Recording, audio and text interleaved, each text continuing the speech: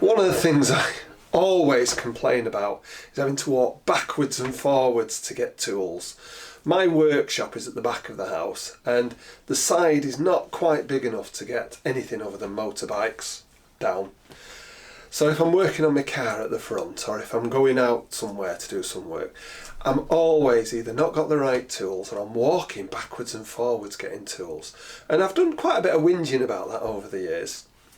Anyway, my nearest and dearest for Christmas has bought me one of these bags. And at first I thought, huh, what's that for? I've already got things that I can throw tools in, little toolboxes. But she said, if you can see what's in it, you can carry it back and forth. You can put all your basic stuff in. And I have seen other people doing that. And I thought, while I'm thinking about this, I thought it might be worth make a video of it, have a look at the comments and see what other things that I've missed out on that people come up with. And you never know, in about a year's time, what I might do is go and see what's still in the bag because I've used it over a year. But I think initially this would make what is really a fair representation of the tools you need to do 80% of the stuff that you do. Not stripping engines, because I'm going to, I have all the tools and things for that I'll have still in my workshop. But when you're out on the drive and you're perhaps doing an oil change or something like that. So here's the tools I chose, and I'll give you a bit of an explanation of why I chose the ones I've got.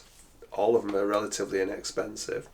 And as I'm going through, what I'll probably do is I'll make a list and then I'll shove it in the comments and I'll shove some links to it if you wanted to go and buy similar things. Yeah, might even tot up a total price for all of these, and you can see what happens.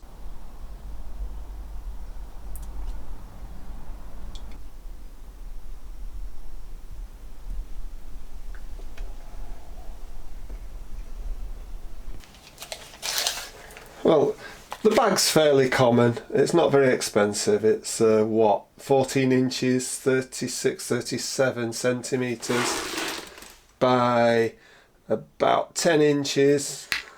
10 inches, so that's about 25 in each direction. And for me, the important thing was that I thought she'd chosen really well was having lots of different little compartments. And what I'm going to try to do is load it up in a way that everything has a place and try and put it back into that place. I've seen these and all old bits and pieces that you've stripped off, thrown in with other people. You can't see the tools are all filthy. I'm going to try and keep myself very disciplined so that I'm using it and putting it back the same. And I'll keep it in my workshop, so anything I put in here that I take with me, I will still be able to use as a first resort in my workshop. So I think it's a good idea. Let's see what I've chosen to put in it. First thing I chose was a set of spanners. It's got all the standard metric ones, 19, 17, 15, 14, 13, 12, 11 and 10. So got myself a set of spanners. I chose combination ones because, if you can use the ring end, it's sometimes a bit better, but, it's they're probably the best compromise that you can get. And to go with that, a nice 8-inch adjustable. So if you're doing something on one end with them, you can put that on the back to hold it. 8 inch is usually the most common one that you'd want to reach out for. Next thing was a set of sockets, and I've chosen 12-point ones rather than 6 because when you're out there you need to have that flexibility. Now this set is all the way from 8 to 19 every size. You see a lot of sets that miss out things like 18 and 16, and you find a lot of cars like BMWs and Audis use a lot of 16s and 18s. Oh, how frustrating that gets.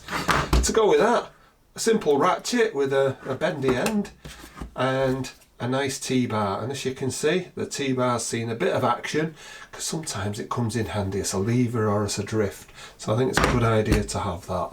Next are some pliers and wrench type things. These are probably some of the handiest tools I've ever had, and I've had that for quite a while, and it really comes in for lots of things where you need a little bit more force than you can get on usually.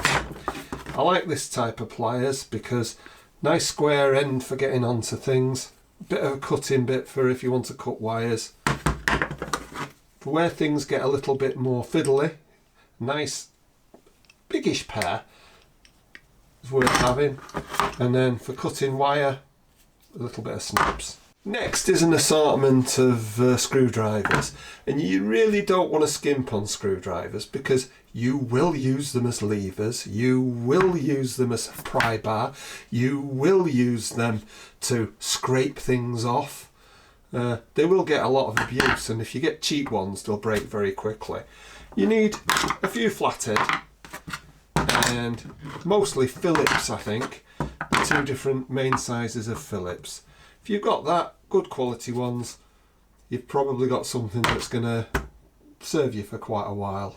I have a couple of sets of Allen keys already, but I recommend you get something like this. You probably don't really need the Imperial side ones as well, but the kit usually comes like this and has them both. And you sometimes use the Imperial ones when the metric's gone out of service, so to speak. It's a worthwhile investment, even if you've got a few ones. The 5 and the 4 are the ones that'll get used by far and away the most, and they're the ones that you'll lose. But, the others will all come in handy.